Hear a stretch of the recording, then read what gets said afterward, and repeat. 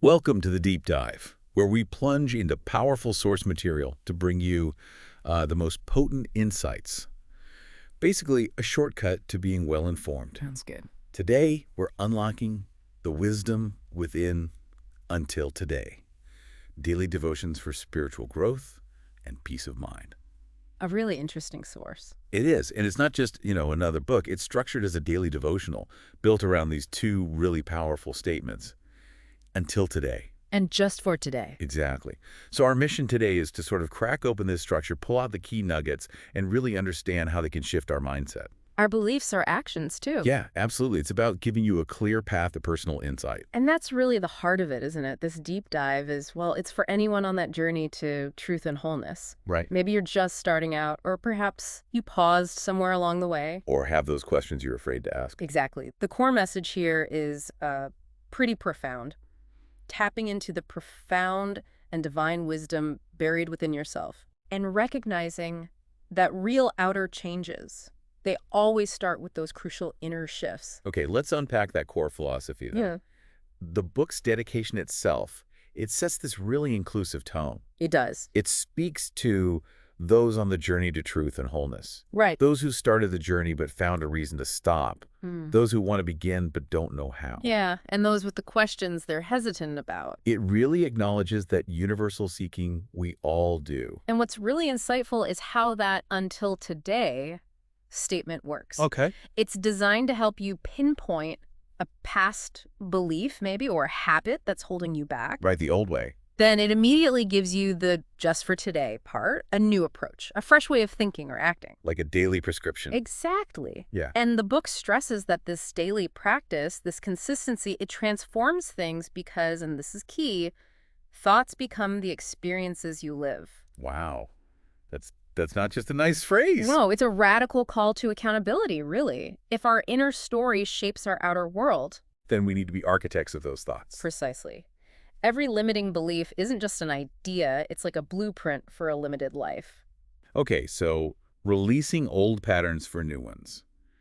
That leads to this fascinating paradox the book talks about growth itself. Yeah, it's not always straightforward, is it? Definitely not. The book calls it a profound experience that can be beautiful and ugly. Right, empowering and confining. Thought-provoking and mind-boggling. Pleasant and unpleasant all at the same time. It really embraces that complexity. It does. But then there's this powerful upside it suggests. The more you grow, the more you know, the more you are encouraged to grow and know. It becomes this self-perpetuating cycle, expanding awareness, building capability. Yeah. Now, diving into self-perception, the source makes this really keen observation. I think a lot of us can relate. Okay. It notes it's extremely interesting that while I am able to identify the weaknesses in such great detail, I am challenged in identifying the strengths. Oh, that's relatable. We're often our own worst critics.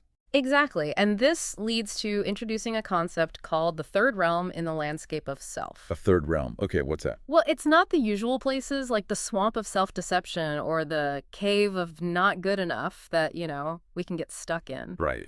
This third realm is described as a place of beautiful, inspiring scenery, scenes of dreams and aspirations. So how do we get there? How do we access it if we're stuck in the swamp or the cave? Well, the book kind of hints it's not a place you find necessarily. It's more a perspective you cultivate. By consciously shifting focus, from what's lacking to what you aspire to, visualizing it, believing it. That's a significant shift. And it ties into this really radical idea from January 13th in the source. Which one is that? Life will work for me when I realize I cannot fail in life. Wow, that's a big statement. It is. The book claims the spirit of life cannot fail. You are the spirit of life, which means you cannot fail. So when it says spirit of life, it's thinking more like a universal essence, not tied to a specific religion. Exactly. Something inherent in us, aligned with growth. It even says you might get a B or C, maybe repeat a class. But you don't truly fail. Right. But that feels, well, it can feel tough to square with actually struggling, right? When things feel like failure. How does the book help us there? That's a crucial point. It's not saying you won't hit obstacles or feel disappointment. It's saying your core essence, that spirit of life, is always learning, always progressing. Failure is just Feedback. Basically, yeah. Feedback, a chance to redirect or understand something deeper, and that connects straight to January 15th about personal responsibility. Ah, yes. When I tell myself the truth, I can trust myself. Exactly. If life feels messy, the source says, look at where you might be blaming others. The insight is, sure, external things, situations, circumstances, social constructs, they affect you. Of course they do. But it's your responsibility, however, to determine how and how long they affect you. You get to choose your response. That's empowering. It's not about blame then. No, the book clarifies it's not about divine punishment or anything. God holds us accountable, yes, but expects us to learn, to grow from it. So it really shifts the focus from feeling like a victim to feeling empowered. Absolutely. And building right on that, January 29th introduces this idea of divine support. I have a father who has always loved and will always love me. Right. And it's careful to distinguish, a human father from the divine father, this universal, unconditionally loving presence. Who understands, loves, values us, Yeah. knows our needs. Yes. And it encourages trusting this Holy Spirit of life, that same life force, to open doors, show the way, bring the help you need. Especially when you're seeking success or peace or joy.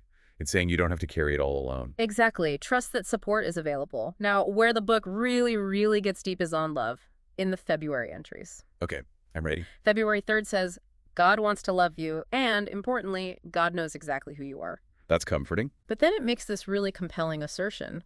Whatever is not an expression of love is an expression of fear. Whoa. Everything non-loving is fear. That's the implication. So withholding love for any reason is a sign that we are crying out in fear.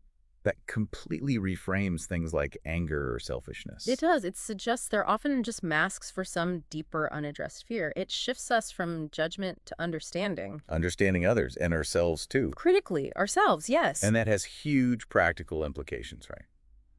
Especially loving yourself within relationships. Absolutely. The source is very direct. It challenges you not to stay in situations that are not loving toward you. Why?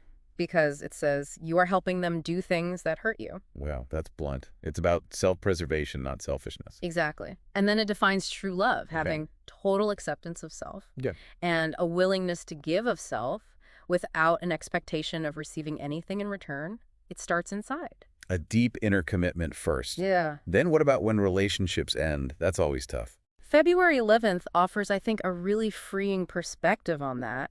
Yeah. People will come into my life for a reason, a season, or a lifetime. Reason, season, or lifetime. I've heard that. And the key to letting go gracefully, acknowledging and accepting all that you have learned and all that you have healed.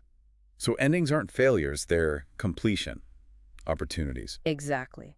Opportunities for growth, gratitude, recognizing every connection serves some purpose. That is comforting. Then, February 12th hits hard on transparency. Oh, yeah. I cannot hide what I think, what I feel, or who I am. And it links hiding things to tension in the relationship. Right. Because harboring thoughts and feelings creates tension. And it makes this bold claim Look at that. that others already know the very thing you think they don't know. Seriously. So the hiding is pointless. Pretty much. And that there's a collective healing attached to the expression of feelings. Radical honesty is healing for everyone involved. That requires courage. It does. And related to that is the challenge of accepting others from February 26th. Ah, the classic trying to change people problem. Precisely.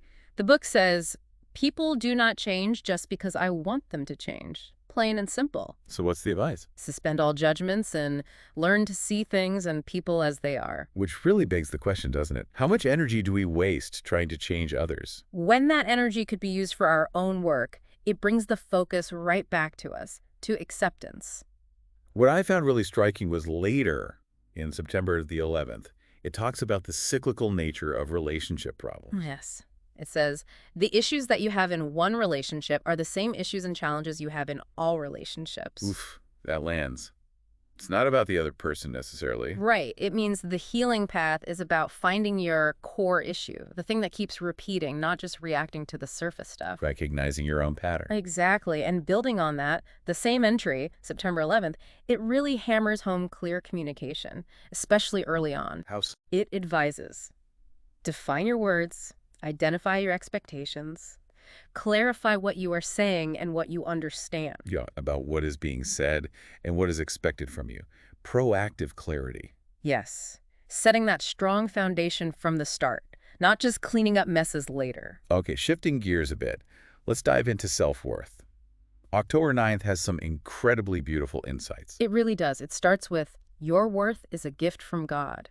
Your worth is a gift of grace. A gift, not something earned. Not earned, not achieved. It says no matter what you say or what you do, nothing can minimize the worth of your being. Wow. Your worthiness is proven by your existence, your breathing, the beating of your heart. Just by being here, you are worthy. Just sit with that. That's What? revolutionary for a lot of people. It is. And maybe surprisingly, the path to really feeling that worth, according to the source, Right. it involves looking at your shadow. Looking at the dark side, how does that build worth? It advises, examine and explore your dark side. Acknowledge how bad you can be. Admit when the darkness got the best of you. That sounds counterintuitive. But the book claims it actually helps you stand a little taller. It raises that question, Can we appreciate the light without understanding the darkness? Exactly. Maybe true strength comes from owning all of it. The good, the bad, the ugly. That's a paradox to wrestle with. And October 9th also tackles the victim mentality directly. Head on. You are not a victim, it declares. Even with really hard stuff. Yeah. Rejection, abuse, dysfunction. Even then, the source argues that believing you're a victim makes it so. It tells a Yoruba story, Odi Ejiogbe.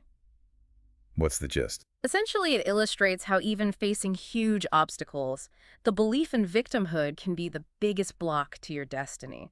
Often, it says, it's the belief that you don't believe they deserve it, meaning good things, that holds you back. Believing you don't deserve good things. It is deep. And it connects worthiness right to miracles. Same entry, October 9th. Okay. Miracles happen all the time, but they only happen to those who believe they are worthy of them. So worthiness is like the prerequisite for receiving miracles. Seems to be the idea. The call to action is clear. Believe in miracles. Ask for one. Believing that you are worthy of receiving it. Open yourself up. Believing you're worthy first. No. Okay. And to actually receive that good, the book emphasizes action, right? Discipline. Absolutely. August 5th puts it starkly. Until today, you may have been paralyzed by when, if, only if, or because. All the excuses. Yeah. Just for today, remember that now is the time. Make something happen in your life and for your life. Stop waiting. It's about moving from magical thinking, as July 20th calls it, Right, just hoping things change. to magical doing. Yes, because discipline magically leads to results in your life. Consistent effort. That's the real magic, not just wishful thinking. Intention needs action. Definitely. And there's that powerful metaphor from July 20th too. Stand in your own light. What does that mean exactly? It suggests the light you admire in others is a reflection of the light within yourself. So stop comparing and start recognizing your own brilliance. Exactly. Realize your own power and stop borrowing light from others. That leads to self-realized illumination. Shine your own light. And that illumination, that self-awareness, it comes from deep listening. March 19th had a great practice for that. It did. Make it a point to sit down and listen to your life. Listen to your life. Yeah, listen to every experience, situation, condition in your life, and be willing to respond as a good listener would.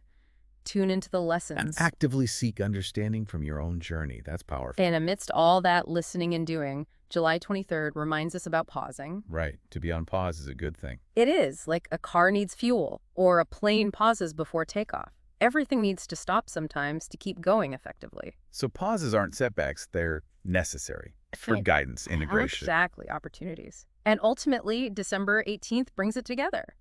Real peace comes when my learning is reflected in my doing. Aligning wisdom and action. That's the goal. So wrapping this all up, it kind of circles back to that divine presence idea. Yes, December 18th again. In the presence of God, everything you need will come to you and through you. Alignment brings flow. And the culmination, the deepest peace, is found when, as December 25th puts it, you acknowledge all that God is, I am. That complete integration, Yeah. recognizing your connection to everything. Wow. We've covered a lot. We've really taken a deep dive into Until Today, exploring this shift from past limits to present actions. Embracing growth, truth, responsibility. And the power of love, self-worth, it really feels like a roadmap. It does. And remember, the source suggests if you're not living in peace, it could mean that your life is out of order. Out of order. How so? It gives a very clear hierarchy for finding that peace, for alignment. God first. Next, there's you. After you come family and friends. Bring up the rear is your work. God, self, others, work. in that order. Honoring that order, it suggests, is the path to a peace that surpasses all understanding. So the big question for you, the listener, what does this all mean for you? If discipline magically leads to results, and if growth isn't measured by speed, Yeah. then what is one single small just-for-today commitment you can make? Something that reflects the truth of who you are, honors that hierarchy. And moves you towards that deeper peace and purpose you're seeking. Exactly. Think about it. And maybe, just maybe, commit to it today.